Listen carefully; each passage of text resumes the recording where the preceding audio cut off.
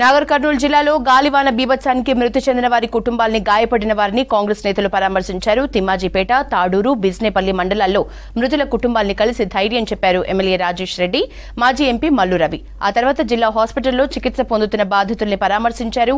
మెరుగైన వైద్యం అందించాలని డాక్టర్స్ ని ఆదేశించారు. ఎవరూ అధైర్యపడొద్దని, ప్రభుత్వం తరపున ఆదుకుంటామని భరోసా ఇచ్చారు.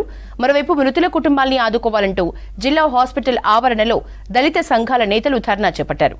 ఆర్డీఓ కలుగు చేసుకుని ఆదుకుంటామని హామీ ఇవ్వడంతో ఆందోళన విరమించారు. నిన్న జరిగిన గాలి దుమారానికి, వర్షానికి 7 ప్రాణాలు కోల్పోవడం జరిగింది. అందులో 4 మన నియోజకవర్గం వాళ్ళే, ఒకరు వికారాబాద్ చెందినవారు, 2 ముష్టిపల్లికి చెందినవారు. ఆ పిడుగుపడిన చనిపోయిన మన లక్ష్మణ్ అనే యువకుని దగ్గర కూడా వెళ్ళి రావడం జరిగింది. మేము మారపల్లి వెళ్ళి ఇప్పుడే అక్కడ చాలా ఇల్లు, అదే వాళ్ళ బిజినెస్ చేసుకునే పోల్ట్రీ ఫామ్లు చాలా వరకు ధ్వంసమైనాయి.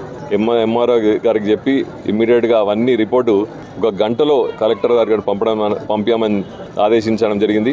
అదేవిధంగా అక్కడ పిడుగుబడి ఒక పెద్ద మనిషి చనిపోవడం జరిగింది. అతన్ని కూడా పోస్ట్ మార్టం కోసం జడ్చర్లకు పంపించడం జరిగింది. ఈ చనిపోయినటువంటి కుటుంబాలు సామాన్య కుటుంబాలు.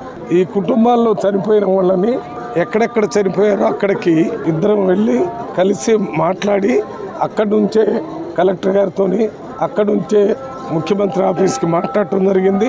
ఇక్కడ జరిగినటువంటి ఈ యాక్సిడెంట్లో చనిపోయిన కుటుంబాలకి రాష్ట్ర ప్రభుత్వం నుంచి రావాల్సిన ఆర్థిక సహాయాన్ని వారం 10 రోజుల్లోనే వెంటనే వచ్చే విధంగా మేము మాట్లాడాము. ఇస్తానని కూడా అక్కడ చెప్పారు. అది చేయటమే కాకుండా ఈ కుటుంబాలకు సంబంధించి ఇండ్లు కానీ ఇతర ఏ రకమైన సహాయం ఉన్నా ఎమ్మెల్యే గారు వారందరినీ మళ్ళీ పరామర్శించి వాటిని కూడా ఇవ్వడానికి ప్రయత్నం చేస్తారు.